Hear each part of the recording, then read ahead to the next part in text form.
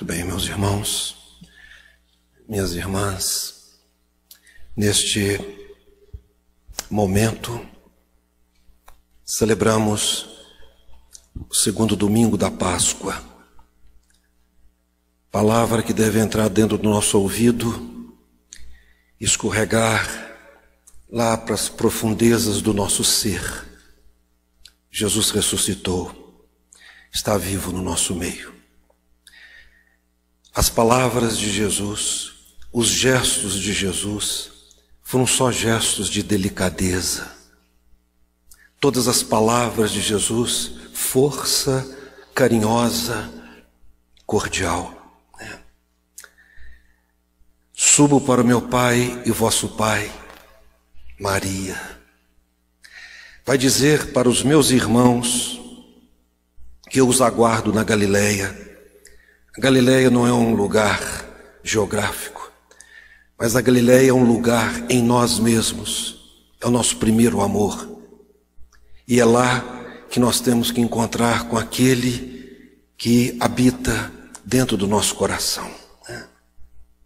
E agora, estas palavras que Jesus fala, com as portas fechadas por medo, não poucas vezes nós também, os apóstolos ali, e Jesus entra e vai, a primeira palavra que é o dom por excelência da ressurreição, a paz esteja com você. Uma vez, duas vezes, três vezes. Portanto, meu querido, com todas as dificuldades que você está enfrentando, com todas as dificuldades que eu estou enfrentando, isso é infinitamente maior. É como numa escuridão, a luz chega e a escuridão vai embora. Jesus sopra, é interessante. Uma brisa suave e mansa e vai dizer, receba o Espírito Santo. E agora é a sua hora também, meu irmão, de receber esse sopro na sua face, no seu coração. Receba o Espírito Santo. É só se abrir. Os teus pecados são perdoados. Jesus está querendo dizer para a gente assim, olha, não fique olhando para o vômito, não fique olhando para trás. Fixe o seu olhar no meu coração, que é apaixonado por você. É esse amor que vai nos transformar. Não é a pura legalidade, não é por decreto, mas é por amor. Então esta palavra que Jesus vai dizer a Pedro, Pedro, tu me amas? Então, Pedro negou.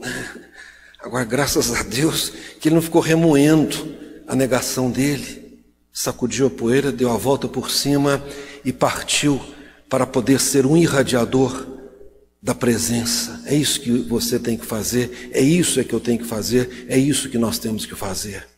Nós não somos chamados a termos complexos de culpa, mas erramos, levantar rapidamente e continuar o nosso caminho. Meu irmão querido, a ressurreição afeta tudo.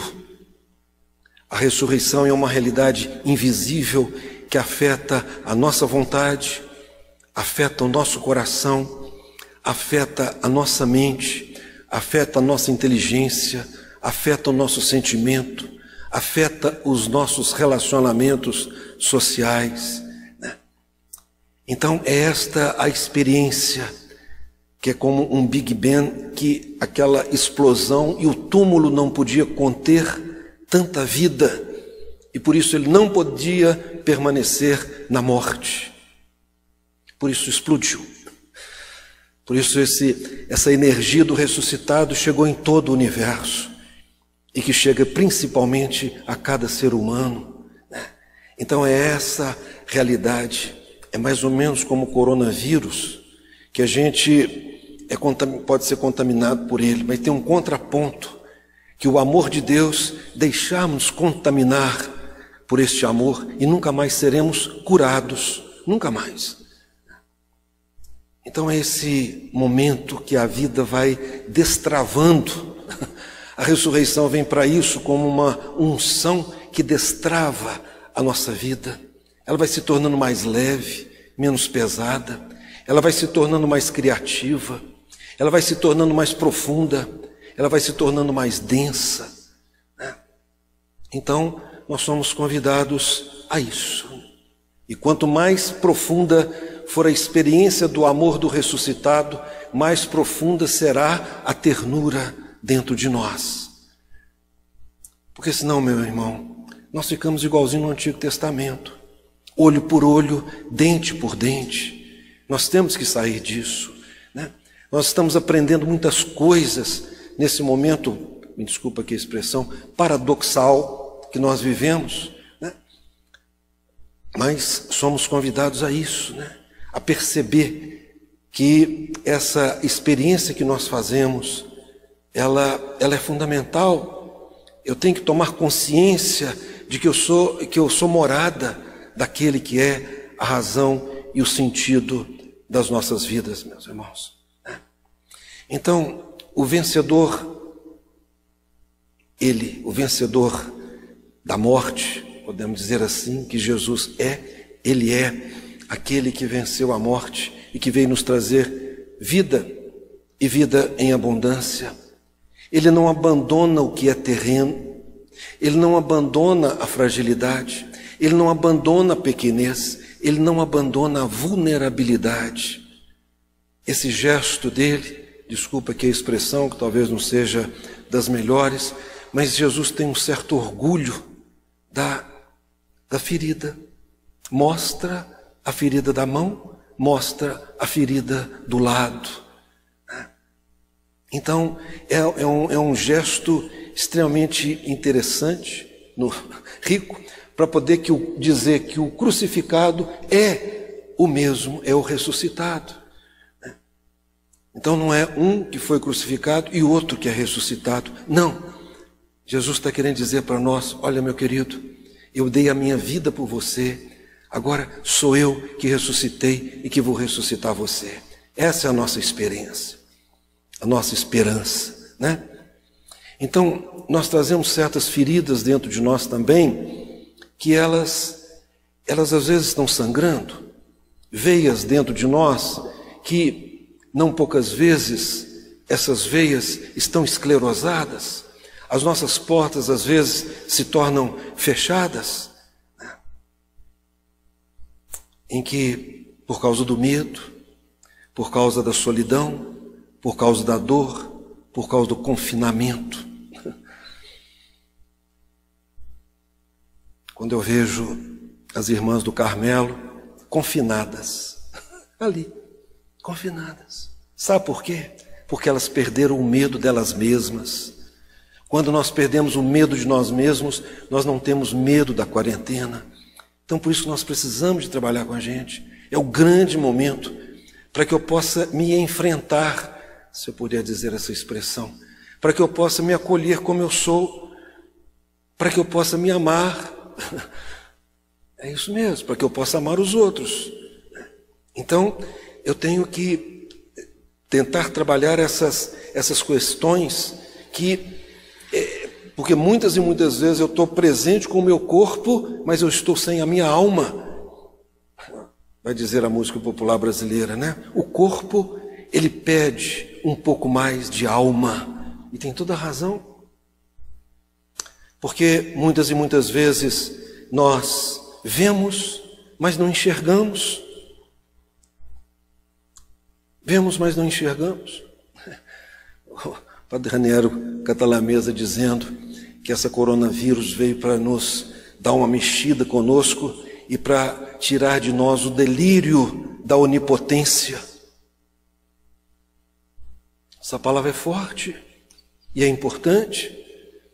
Quando a gente vê os aeroportos sem nenhum avião, porque tantas e tantas vezes na hora que eu entro no aeroporto, que eu ando não sei quantos quilômetros ali dentro, parece que aquilo ali é o símbolo da onipotência, né? Quer dizer, para que tudo isso? Para que os nossos prédios estaduais, municipais, federais, serem de um agigantamento para poder dizer para quem? Para poder dizer o quê? Não poderíamos continuar do jeito que nós estávamos, meus irmãos. Então, esse delírio, nós temos que acordar desse sono. E esse momento, com toda a dor que nós experimentamos, o coração do capitalismo ser machucado e ferido dentro de uma certa maneira. Claro que nós não desejamos nada disso, mas é para dizer que nós precisamos de acordar. Porque temos que deixar o nosso orgulho de lado, tem que deixarmos a nossa vaidade de lado, temos que colocar o nosso centro na pessoa daquele que merece todo ser o centro. Ele é a razão de tudo. Então, muitas vezes nós pegamos, mas nós não tocamos. Muitas e muitas vezes nós ouvimos, mas não escutamos. Muitas vezes nós comemos, mas não saboreamos. Muitas vezes nós sentimos o cheiro, mas não experimentamos o olfato. Então a nossa humanidade está meio de cabeça para baixo.